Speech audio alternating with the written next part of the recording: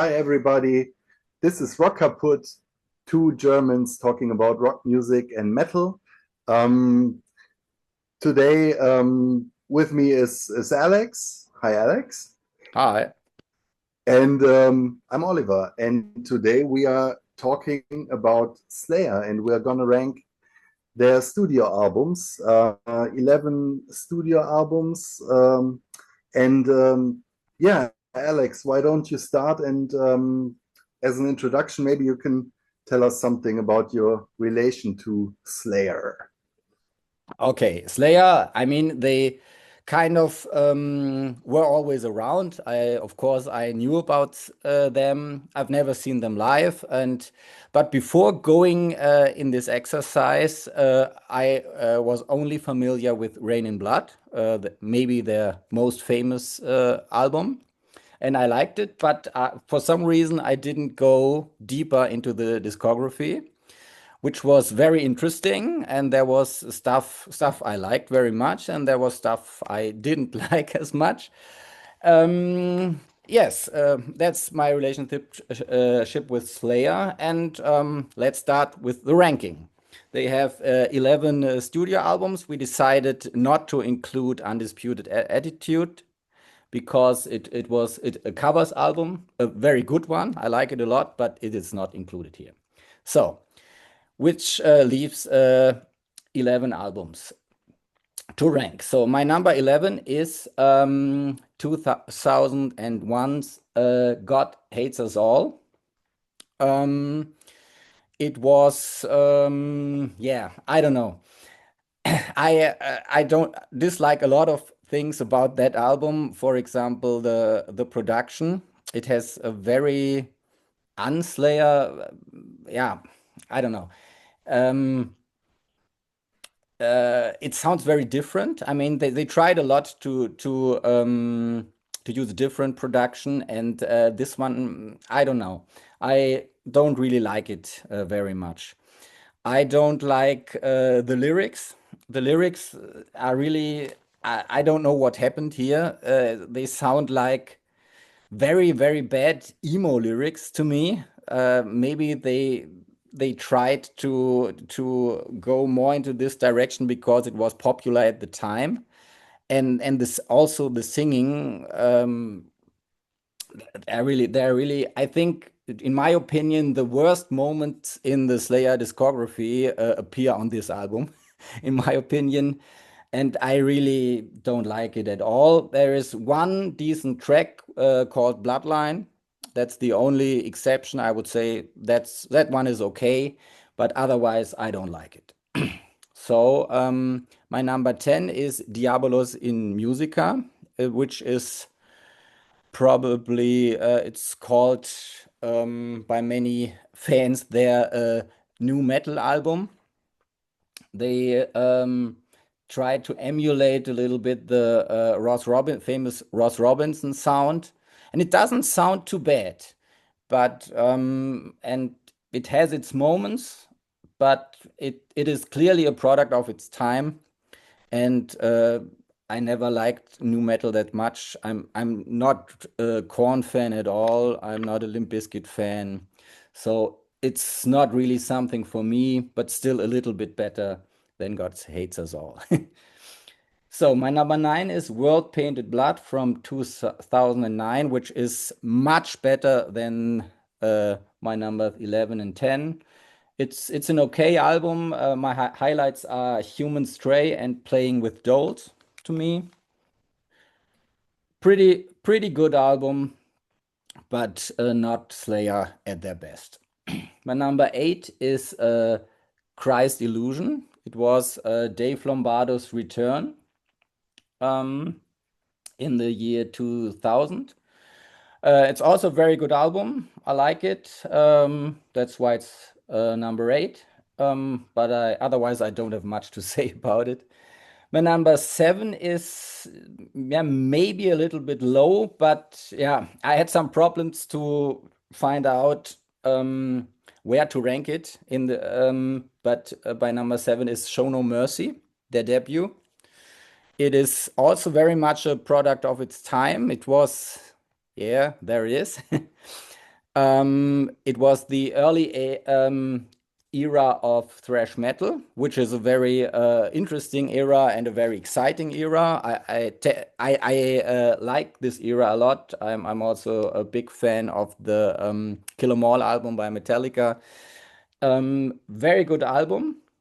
Um, and I would recommend it to any person going into Slayer. It's, I think, a must-have, but it came little bit lower for me because the band had clearly developed in the later albums, and yeah, it's hard to rank something like this. But it's a very good album of this metal era. If you like it, you should know it. So that's my number 7. To you. Okay, perfect. Yeah, like you, I knew of Slayer before I heard them for the first time. In my teenage years or early teenage years, I read a German pop magazine called Bravo, which is very popular in Germany or was very popular, and they always had metal pages in the 80s. So they were covering all the bands, and the pictures always fascinated me. I was kind of fascinated by the looks and the lyrics and stuff like that. And I'm pretty sure that Slayer appeared on there as well. So I knew of them. But the first, yeah, when I started listening to metal and being interested in albums and buying albums and stuff like that, it was around 1988. So South of Heaven was their newest album, and I saw it everywhere in department stores that had records. You saw that pretty impressive cover. But the first album I bought was, I think it was Rain and Blood, and I guess it was 1990. And then shortly afterwards, Seasons in the Abyss came out. So that was the album I bought when it was new. Got it and loved Slayer. Never saw them live, unfortunately. I was a bit scared to see them when I was a younger metal fan because I always imagined it as this very brutal and brutish affair. So I thought maybe I shouldn't go there today. I regret it, but who knows? I think they have reformed, reunited, and maybe yeah, I will get to see them in the next couple of years.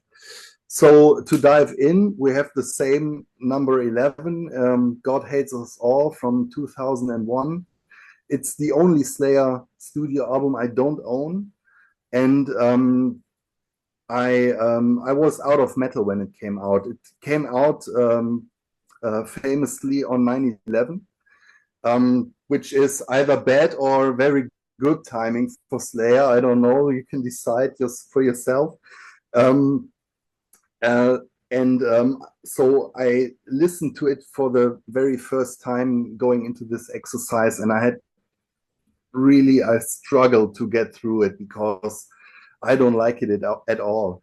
I think after Diabolus in Musica, they tried to course correct a bit, and I think they went overboard.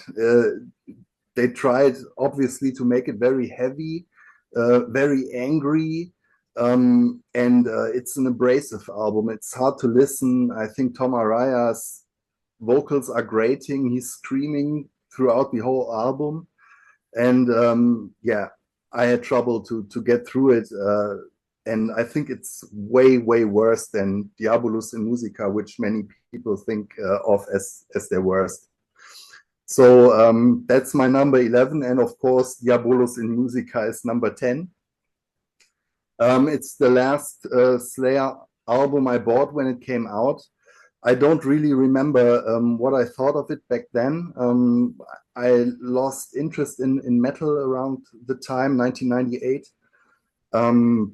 I think I didn't dislike it that much when it came out, but I wasn't, yeah, I didn't really like it as well. So the assessment that it's their new metal album, there's some truth to it. I think but they refrained from going overboard with it. I think you still recognize them. Uh, they are not rapping or anything like that on on this record. It's slower, more mid tempo than what you expect of Slayer. I think it's way easier listen than God Hates Us All because it has more dynamics and it's not just screaming all the way through. But yeah, that's not what you want to hear of Slayer. So yeah, that's obviously a band in crisis, which happened to a lot of metal bands in the 90s. They were struggling, metal wasn't that popular, so they tried to bring outside influences in, and that mostly didn't work. And yeah, Slayer are no exception to this. My number 9 is their last studio album, Repentless.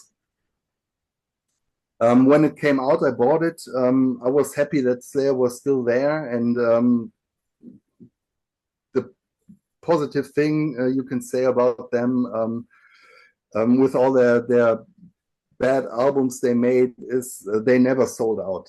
They were always heavy. They never wrote a ballad, never tried to go pop. They were always went always full energy and yeah, mostly stayed true to their roots.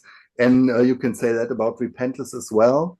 But yeah, for a band who kind of founded thrash metal and are pioneers, it's still a bit disappointing, I think. Um, it's an okay album. There's nothing that really stands out for me on it. It's okay. You can listen to it. There's not a bad song on there, but nothing. There's nothing I think. Yeah, I want to go back to that song or something like that. And you mentioned it for God Hates Us All. What is obvious for their, I think their second half of their careers, the lyrics are really bad. I mean, they were never poets or something, but the lyrics on the first albums were kind of effective. Yeah, they had this evil satanic thing going, which worked.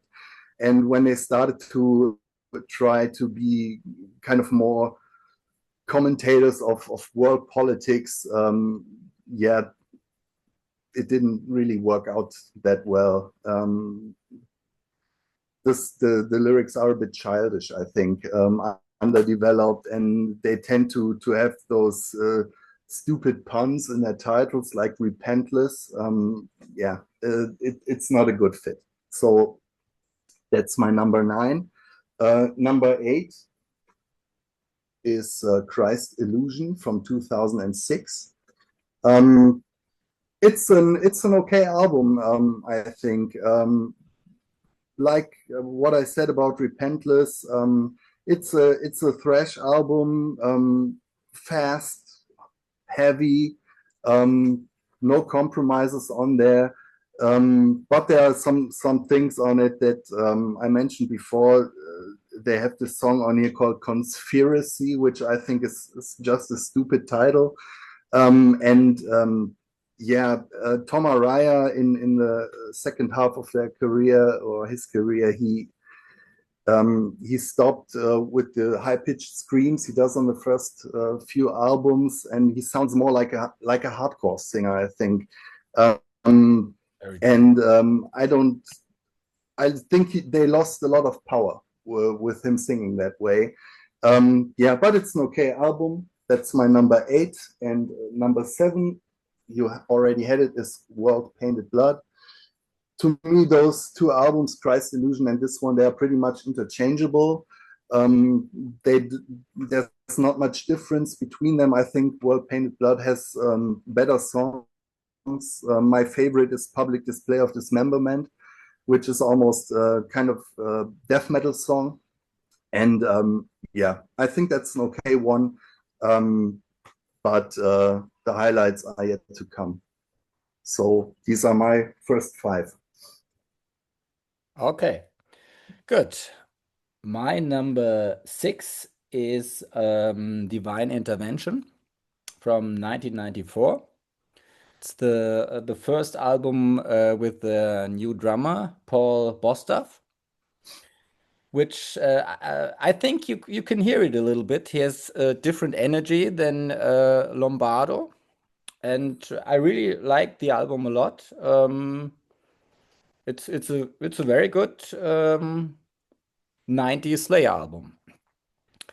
My number 5 is maybe a little bit low for some people, but my number 5 is Seasons in the Abyss, produced by Rick Rubin, like a lot of their albums. Yeah, maybe my favorite album cover of them. Yeah, I think it's a very I like the production a lot. It's maybe their best production, but Tom, I think, has a little bit lost a little bit of steam here. He's not as angry and furious like on other albums in my opinion, which yeah, and which has also something to do with the production. I think, and also his phrasing is not very innovative. I don't know. To me, he sounds a little bit tame compared to other Slayer albums, and that's why this album kind of loses a little bit of the Slayer trademark sound to me. And when I first heard it, I really liked it. And when I really listened to this album a lot. And over time, I thought other albums have a lot more power, and that's why it's a little bit down. I know it's more among the top three for most fans. I looked at some lists in the net, but still a very good album. But it doesn't really have. I don't really. My favorite Slayer songs are not really on that one, and yeah. And it shows on some songs that Tom Araya's bag of vocal tricks is not that big like other metal that of other metal singers like James Hetfield, for example, or others. So and yeah, and he abandoned, as you mentioned before, he abandoned his trademark scream. I think I don't think he's doing this here, right? He has abandoned it here even that early. So, but still a very good album. But my number 4 is, yeah, maybe also a weird choice is Repentless from 2018. I think it is a very good modern Slayer album, and it's a very consistent album. This is really an album I can listen to from front to back to without interruptions. And on other albums, I think on one or two songs, maybe this is has quite some filler character to it. I don't need this necessarily, but Repentless is really a good modern Slayer album. Also, it's definitely my favorite from their last, I don't know, 7 or something. So I really like it a lot. My favorite song is Chasing Death on it. So pretty good album. So back to you with your number 6. Okay. So my number 6 is Divine Intervention from 1994. And I think for the this kind of middle section in their discography, they have hit kind of a plateau, and repeating the formula, I think, because when you look at the track list and how they structured it, the sequence, the album, it's very reminiscent of the albums that came before, South of Heaven and Seasons in the Abyss. So you start with a very fast opener. The title track is a slow, atmospheric one, like the title tracks on both albums before. You have a punky track with Ditto Head. It's a good album if you need your Slayer fix. I think this album works. What it lacks is a bit of development, I think. um, it's a bit tired. They are running out of ideas, I think. What happened during this time, and I mentioned it before with the comparison of Tom Araya's vocals to hardcore singers. I think they with South of Heaven and this album, they kind of try to or they thought that maybe that could be a way to go, you know, going away from satanic evil metal, still trying to make heavy, fast, and aggressive music. At the same time, in the same year, they appeared on the Judgment Night soundtrack, which was super popular at that time, pairing metal bands with rappers or indie bands, and they had a song with Ice-T on there. And I think yeah, Didohead is a little bit reminiscent of that. And yeah, 2 years later, they did that cover album, Undisputed Attitude, where they were covering punk and hardcore bands. So yeah, and you can hear that from then on, I think, on the later albums. That's an influence that's there, I think, in the lyrics, you know, singing about politics and stuff. But I think it wasn't a perfect fit for them. I like the evil Slayer a lot more than socially conscious Slayer. I think that didn't work out too well, but it's an okay album. My number 5, maybe a bit too low for some people, is South of Heaven from 1988. I always had troubles with this album. It obviously had the problem of coming after Rain and Blood, which is an absolute masterpiece in my opinion. And of course, they couldn't go faster or heavier than Rain and Blood. That wouldn't have worked. So they went the other way and slowed it down, longer songs, more structured songs. And I never liked the production on this one. It's also engineered by Rick Rubin, I think, but it sounds very tame. I think it should be louder. Especially Tom Araya, he sounds kind of subdued, and I think the songs are there, and they would sound better with another production. But yeah, this album for me, it lacks heaviness. I would love. Yeah, there are some killer songs on here. I mean, South of Heaven is great. Silent Scream is one of their fast songs. Mandatory Suicide is a classic. But they are covering Judas Priest, Dissident Aggressor, from Judas Priest's Stained Glass album. And I think Judas Priest sound heavier than Slayer do with their cover, and that shouldn't be the case, in my opinion. So yeah, that's my number 5. And my number 4, the first, like I mentioned, the first Slayer album I picked up when it was new, Seasons in the Abyss. Yeah, I think you said the sound is very good. They had fixed that from the album before, from South of Heaven. So this I don't have this problem with the album. And yeah, there are some killer tracks on it. The opener War Ensemble is amazing and great thrasher. I think they from then on they always played it live.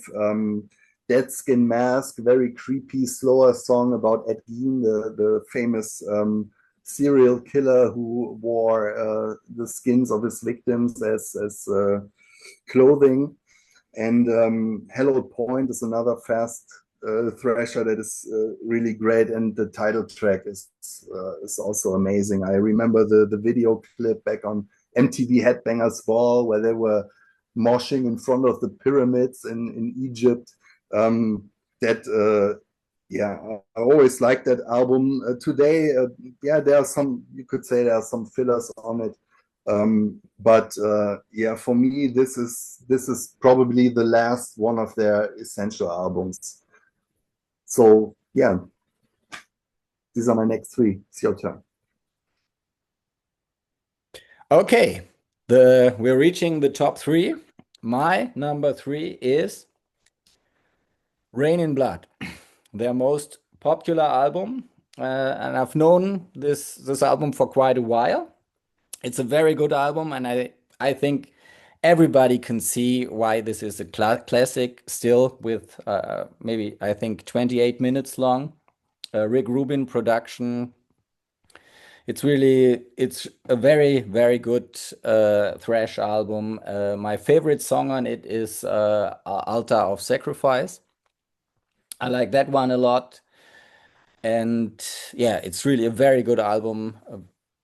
Yeah, very strong. Angel of Death and the title track is probably yeah, one of the most important thrash songs probably.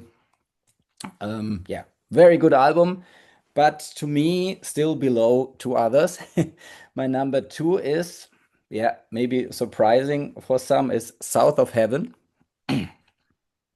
Um, with a great Dave Lombardo drum sound. I think this has probably the best drum sound of all the albums. To me, it sounds really huge, but I still can understand that you say it lacks heaviness because maybe they should have turned up the guitars a little bit higher in the mix. Yeah, then it loses a little bit of heaviness.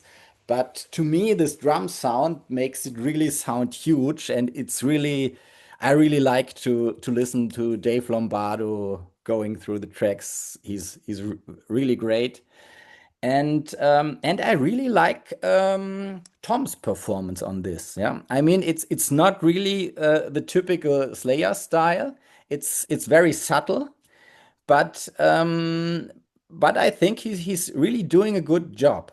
But I understand if you want more aggression in your Slayer song, it lacks. It certainly lacks. But I like this kind of this subtle approach to lyrics, which is a very unmetal approach probably. But I like it a lot. I love Mandatory Suicide. It's one of my favorite Slayer songs, and Live Undead is also a highlight, but it's really full of highlight. It's an album from front to back. It's really one of their greats. And my one and two are really they are by far my favorite Slayer albums. So, and my number one is Hell Awaits. Really, this album is really great. Contains my favorite Slayer song called "Kill Again," and a close second it is "At Dawn They Sleep." And they had a very different songwriting approach back then. They wrote longer songs with different parts, and it has very, which I like a lot, very weird parts. I think they were a bit more weird and non-obvious in their songwriting, and I really like it a lot when those parts intertwine in each other. It's really great, and they have really crazy grooves on this one, and I don't think they sounded as evil as here on any other album. I would say from the intro to the ending, it's really very good, and I also like Tom's phrasing on this one. He has a very unique style of phrasing on this one. He didn't go back to this for some reason on the other albums, because on Rain in Blood it's a very straight approach in his phrasing, and here he has weird twists and turns. You don't expect him to phrase it like this, and he also has great melodies in this, like in Kill Again. I think usually the Slayer vocals are not very melodic compared to other metal bands, but here they have really good melodies. I like that a lot on this one, and yeah, this was very soon this became my favorite. I also like the album cover. Yeah, I should get this on vinyl. So, Cool, cool. Yeah, great. So that leaves me and my final three. Um, I guess pretty obvious ranking. Um, and my number three is the debut album, Show No Mercy. If you're wondering about the sticker, I have an edition of this one and of Hello Waits. It's it's a gatefold with basically two maxis in it. Yeah, so there are only 2 or 3 songs on each side, and they are playing on 45 RPM, and it includes half of the Haunting the Chapel EP. So on this one, it has Chemical Warfare, which is amazing, and Aggressive Perfecta, and it came with a poster, which I think hung in my childhood room, so it's not in here anymore. Yeah, to me, this is an album that I have this idea of albums that are basically self-contained best ofs, not because they have hits on it. Those albums exist too. Like, I don't know, Michael Jackson's Bad had I don't know how many number 1 songs on it, so you could say it's kind of a best of. But this to me is something like a best of, because every song is kind of a banger. And you can shout along with them. You have Evil Has No Boundaries, which is this amazing opener, starts with this high-pitched Tom Araya scream, and then has these killer metal lyrics. Antichrist is great, Die by the Sword is great, Fight Till Death is great, Face the Slayer is great, Black Magic, Tormentor, Final Command. Those are all hits. They could play these live, and I would be in heaven. Actually, there's this early live album, Live Undead, which has all these early songs on it, and if you listen to it, it's like traveling with a time machine back to, I don't know, 84, 85. You hear them in a smaller location with the fans all going crazy, and Slayer still with their original sound, and yeah, that's a very cool document. My number 2 is Hell Waits. And yeah, you're absolutely right. The jump from the debut to this one is huge, I think. Their songwriting is very refined. On Show No Mercy, they still have that, like punkish attitude, which reminds a bit of Venom or bands like that. You can hear the punk influence in it, short songs. And here they have these long epics, which are almost cinematic. You already mentioned At Dawn They Sleep, which is like a horror movie in song form, with this really great atmospheric part in the middle where they are kind of chanting, and you hear sound effects of vampires clawing their way through the earth or something like that. Hello Waits has this long intro part, with the backward messaging in the beginning, and then it takes forever before the song starts, and then they're just blasting through to the end. Yeah, but the other tracks are great as well. Kill Again. You could say this record did a lot in inventing death metal. I think there are lots of riffs on there that are very eerie and dark, and are more yeah, for forecasting what happened with death metal. These creepy riffs that are not really those chugging thrash metal riffs, but yeah, death metal riffs. So, and yeah, I know Martin Popov criticized the sound of this one, said it's a bit too much reverb on it, but I think it makes the whole thing sound even more evil and nasty. So yeah, that's my number 2, and yeah, number 1 to me was a complete no-brainer, is Rain in Blood. I remember when I bought this one, back then there was no internet, so you had to read and hope to find stuff where you could educate on all the albums from the past. And I read that there were magazines that did thrash metal rankings, and this one always came out at number one. So I went to my local record shop and grabbed a copy, but you could listen. They always had these record players where you could listen with headphones and decide if you want to buy this album. And on the day I bought this one, the record player was out of order. But there was a metal guy selling on that day, and he said, "Well, you know what? Take it with you, and if you don't like it, you can bring it back to me. But I will be very disappointed if you don't like it." So I went home and I listened to it, and for the first time, I really was disappointed because it was so short. And I had to use my allowance. Yeah, that wasn't too much money, so I was very interested in getting a lot of value back for it, which this album didn't really deliver with 28 minutes. But yeah, I think when I listened to it for the second time, I was jumping on my bed and diving into my bed or stuff like that. To me, it's still one of the most intense metal albums.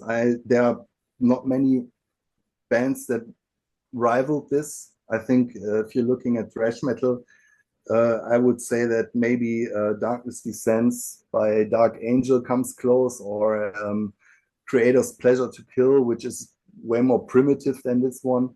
But it's amazing. It's just a roller coaster ride from start to finish, and you don't even know what hit you when you're going into it. Every song is a killer, I think, and yeah, when it's over, you want to listen to it again.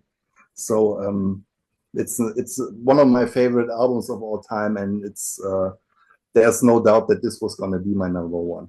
So that's it.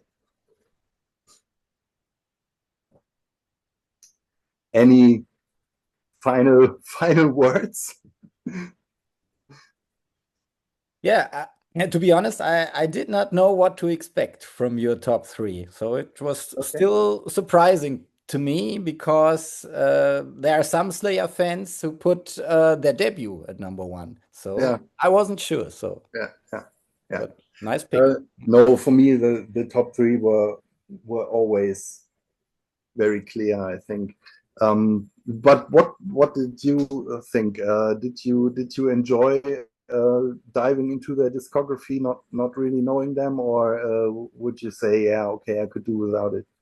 I really enjoyed it, but I think their newer albums, most of them, I mean, I liked Repentless, but they have a lot of albums in their discography I don't really need to revisit, I think. I think Yeah. I think maybe the top four or so I will revisit and maybe even buy. But I don't think I need the rest of it. Yeah, but I really liked the band, and I also was surprised at some points, especially from Hell Awaits, because there were parts on it I did not expect at all. Okay. Yeah, I think um, yeah, I don't know. Slayer, the development of Slayer wasn't too fortunate. I think when you look at how they started and how fast they went from this kind of goofy debut album to Rain and Blood in 3 years. I mean, that's amazing. That's insane. And then the next two albums, they refined their sound, which, yeah, they are not my favorites, but they are still obviously great albums. But from that point on, from the 90s, I think I don't know, they don't seem that interested anymore. I think other bands did better, even with unsuccessfully reinventing themselves, like Metallica. I don't like Load or Reload, but they were obviously invested in that kind of stuff back then, if you like it or not. And Slayer, they seem to coast somehow, and their albums seem a bit thrown away, I think. Yeah. So then they had troubles with lineups, the constant clashes with Dave Lombardo, Jeff Hanneman dying. When we talked about their discography, we noticed that Jeff Hanneman, who was their main songwriter in the early days, he did less and less, and I don't know why that happened. With Kerry King filling the slot, and I have the feeling that they really needed Jeff Hanneman. Maybe he was more intelligent guy. I don't know. I don't have a high opinion of Kerry King. He always seems a bit like a doofus to me. I don't know. Yeah, so I agree that at least half of their discography is not really essential, which is sad for a band that popular, and with that yeah, with them basically inventing this kind of music, yeah, with Metallica. So yeah, but they will always be remembered for those first couple of albums, I think, and they are still unrivaled to me. So your favorite of the top 4 of thrash metal? That's hard to say. Yeah, I think that Rain and Blood is probably my favorite album from all of those bands. Anthrax, Megadeth, and Metallica are obviously a bit different in sound, and I like their high points as well. I'm always fighting for Anthrax, because they are usually the ones that people say they should be kicked out of the Big Four, which I don't think is a fair assessment. But there are other thrash bands that I also like. I think Bonded by Blood by Exodus is very close in intensity to Rain and Blood. Dark Angels, Darkness Descends is an amazingly evil and brutal album. I mentioned Creator, but yeah, Rain and Blood is a standout. It's almost kind of sad that this peak came so early, with metal being still in its infancy, if you will. Yeah, with death metal and grindcore and black metal, there have been lots of bands more extreme, but I think this one is Rain and Blood is still one of the heaviest albums imaginable, and you can play faster and growl deeper and do whatever, but this album still slays. Yeah, so I think we've done it, right? Yeah. Do you have anything to say? I think we're through. No. Okay. I think So your last words were perfect. yeah, thank you. So yeah, I hope you enjoyed our Slayer ranking, and see you soon on Rock Kaput. Leave your comments, give us a thumbs up, or subscribe to the channel. Give us your ranking, or roast us in the comments for ranking it all wrong. I don't know, whatever you like, and hope to see you soon with whatever we'll decide will be next. Have a great day. Bye. Bye.